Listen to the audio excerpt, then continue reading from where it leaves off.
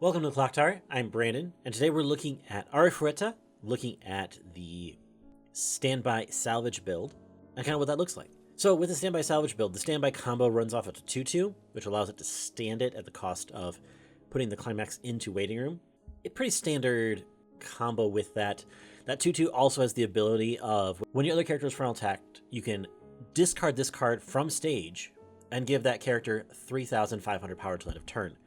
So it's a way to definitely try to help guarantee reverses. The card that really pairs with really well is actually this kind of really interesting combo from 0 and 1. At 0, we have this commonplace Hajime, which allows you to be able to, when this card is frontal attacked, you can clock yourself from the top of deck, put this commonplace job Hajime into memory, and then replace it with the 1-1, the ingested power Hajime, that gets markers every time it gets a reverse. So it's a way to potentially get that 1-1 target out early and without paying stock to make that happen. So I think that's really interesting here. It also then has the ability of, when it's on reverse, that it can rest a character as long as it's in the backstage. So it has that kind of that Kanon ability, right, that allows it to save something in the front row by removing this card from stage. Or when it becomes frontal attacked, that you can replace it with the 1-1 and get reverses that way. So it has a really interesting effect that allows it to be able to still remain relevant in later parts of the game when you're really trying to get it for that initial effect to get the 1-1 on stage early. The 1-1 that gets 1,000 power for each marker underneath it, assuming you're able to do that and get a reverse at 0, all of a sudden you're sitting at 8-5 as long as you have 2 or more other characters at 0, which I think is really impressive. This is actually a really powerful card here at 1.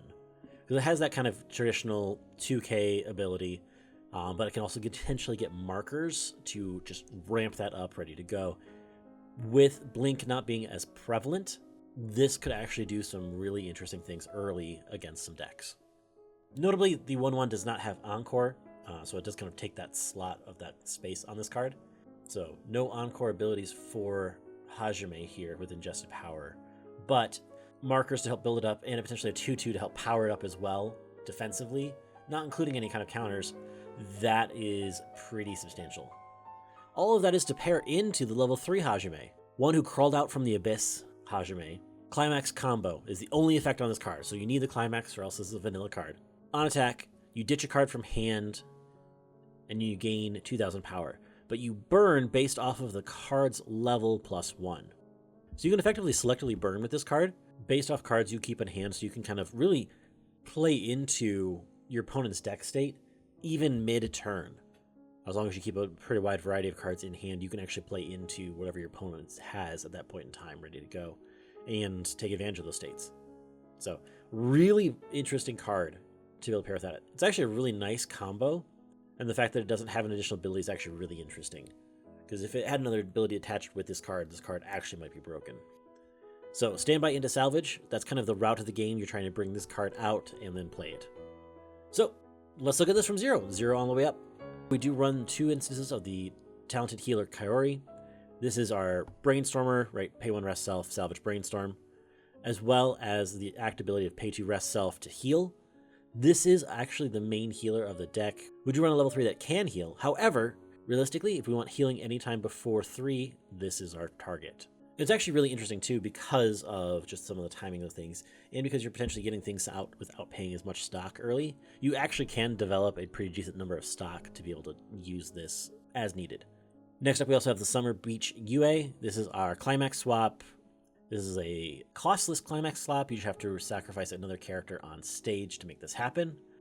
Realistically, we also, because we run the commonplace Hajime, we're able to effectively pay things out that way. You could sacrifice one of those that did not proc earlier or something like that and just kind of pay out different pieces. Because we're running standby, you could also just have different pieces on board as well. You're just ready to transition to the next piece. It makes swapping effectively free here with this card. I do run it as a one-of. We then also run this green level 0 Hajime. It gives assist to level 0s that increase it by 1,500 power and then cannot side attack. So it actually can boost up our level 0s relatively efficiently. And so we actually can be like winning board at 0, which is a really interesting concept for this deck. But also, it's a pay 1 send itself to waiting room to look at the top 4 cards of the deck, choose level 1 higher, and add it to hand. It's also a little bit of green fix as well, if we need to green. If you want to try attack and stock swap, having this card in there as well is worth that.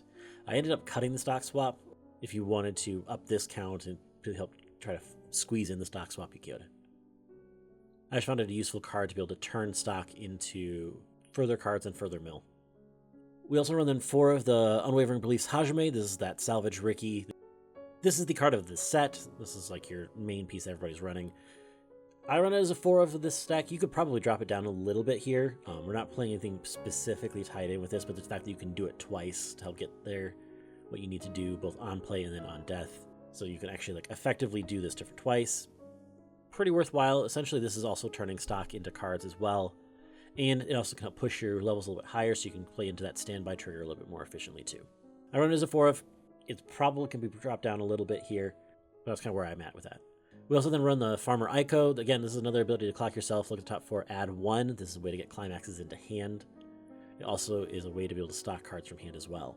So with this deck, you're probably not needing to stock as much from hand here, or if you're trying to help get a bunch of 1/1s at 1, you could probably use this to help make that happen too.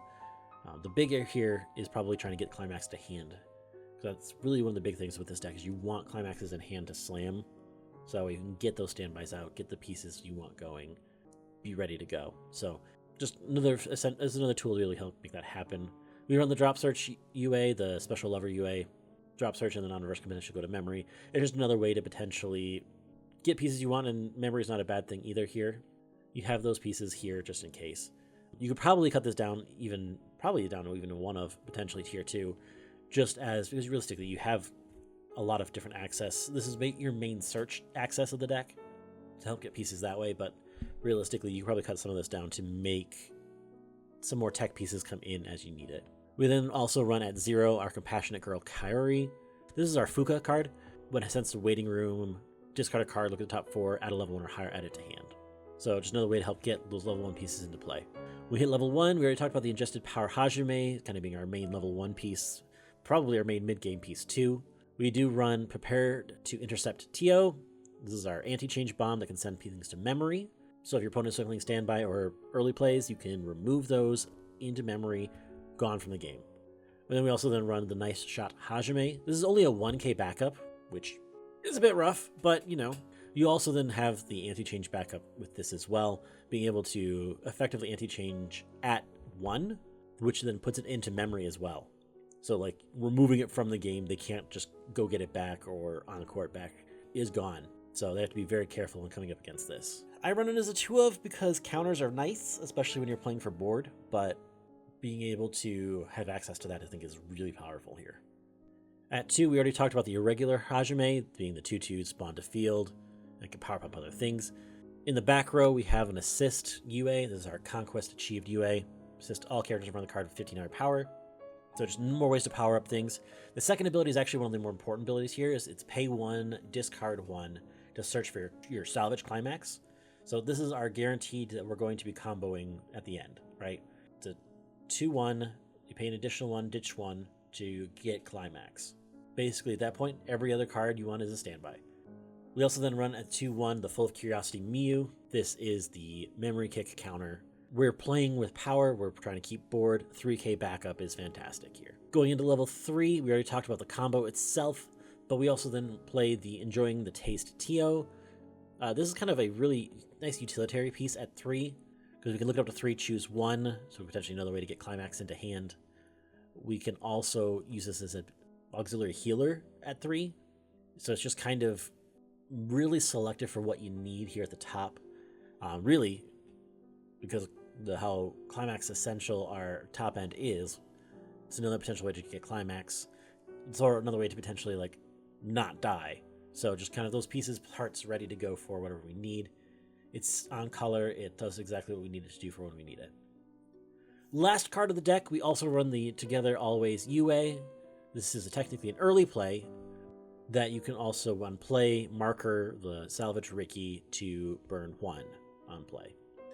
Gets power based off the number of characters, so it sits at potentially 10-5 at the full field.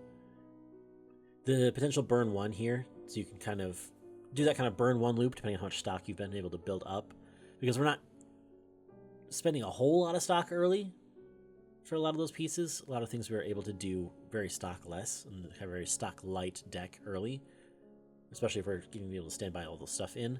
We could actually have a plethora of stock to be able to help burn off this burn ones and then close out the game with the salvage combo. It depends on how quick the game goes. It can also just be an auxiliary finisher as well. If you just, for whatever reason, only have one copy of this and not enough hand to make that happen, this card does not require any additional hand to get that burn one. Effectively, with this UA and then the Hajime, we have potentials to burn 1 through 5. We have the potentials to burn 1 through 4, depending on what we need in the game state of what happens. It's also worth noting that this UA allows us to be able to burn during main phase. So there's no real counterplay against this card during your turn. But with that in mind, that's been the deck. Start at 0, try to spawn in level 1s, get those 1/1s on field early, marker everything up so that way you get all the markers needed.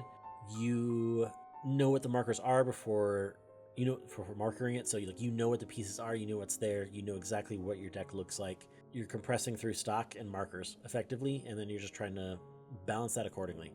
So it's a really interesting deck. It's quite fun to play. We'll have some gameplay for it on Thursday. Next week is going to be a little interesting because a lot of things are happening. We're going to have a video earlier in the week. It's going to be a little different than what you guys might expect for us.